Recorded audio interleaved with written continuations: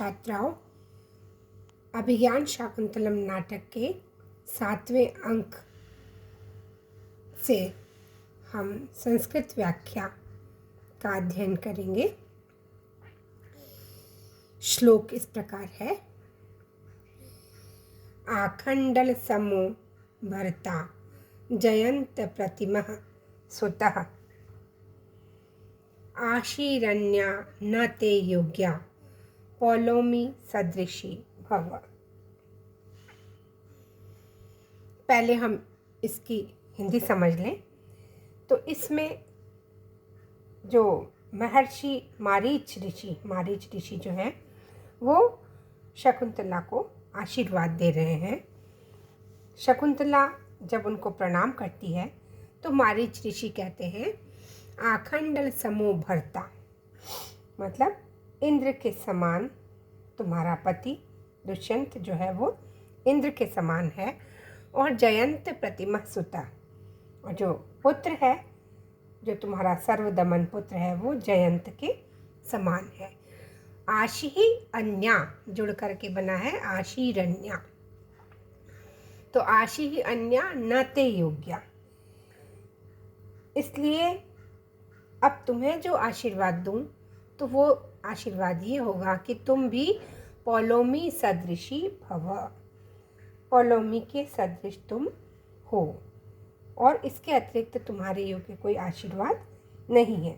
तो पौलोमी के सदृश हो, इसका तात्पर्य ये कहना चाहते हैं वो मारीच ऋषि कि पौलोमी मतलब इंद्राणी, इंद्राणी सदा अपने पति से अवियुक्त और सदा सधवा रहती है, उसी प्रकार तुम भी हो।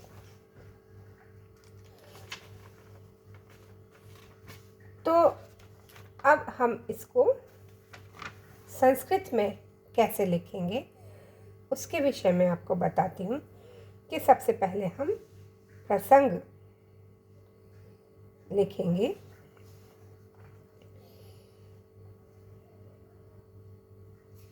कि यह श्लोक कहाँ से लिया गया है। तो अयम श्लोकः, यह श्लोको अयम महाकवि कालिदास विरचित अभिज्ञान शाकुंतलम नामक नाटकात् या फिर नाटकस्य सप्तमांकात्, तो और फिर उद्धृतः अस्ति। उसके बाद हम लिखेंगे अस्मिन् श्लोके या श्लोके अस्मिन् महर्षि मारीचः शकुंतलां कथयति यत्।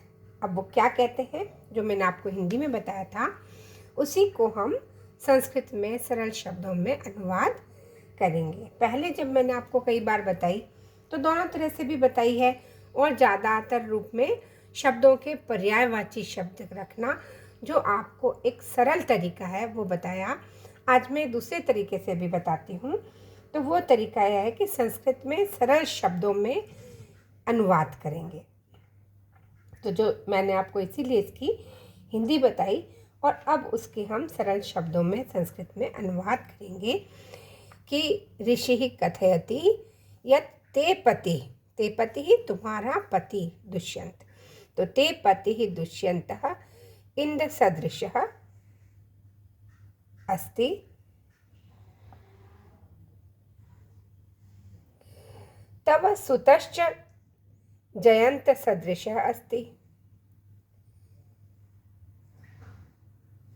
अतः तव विषयो अन्या आशीर नोपयुक्ता, या तव विषयो अन्या आशी ही न उपयुक्ता, जोड़ के भी लिख सकते हैं और अलग भी करके लिख सकते हैं। त्वम अपि इंद्राणी तुल्या भव इति, यथा इंद्राणी सदैवा विधवा पत्यावियुक्ता, पति से अवियुक्त तिष्ठति, तथैव त्वम अपि भव इति, त्वम अपि भवेति। अत्र छंदः अनुष्टुपः, और अलंकार कौन सा है इसमें, जो अलंकार इसमें होगा वह हम उसमें लिख देंगे। अत्र उपमा अलंकारः अनुप्रासः अपि च अत्र अस्मिन् श्लोके उपमा अलंकारः और अनुप्रासः अपि च। फिर आप उसको और संस्कृत में भी बता सकते हैं कि ये अलंकार यहाँ पर कैसे है और ये छंद यहाँ पर कैसे है, उसका स्पष्टीकरण भी कर सकते हैं। पौलोमी जो है, इसमें जो आया है पौलोमी सदृशी भव चौथे चरण में, तो पुलोमन नामक राक्षस की पुत्री थी। इंद्र ने पुलोमन का वध किया और उसकी पुत्री से विवाह कर लिया, तो इसलिए जो इंद्राणी है वो पौलोमी सदृशी भव, इसलिए ऋषि ने आशीर्वाद दिया कि उसके सदृश तुम भी बनो, इस प्रकार का आशीर्वाद उसको दिया। तो ये हमने संस्कृत व्याख्या की।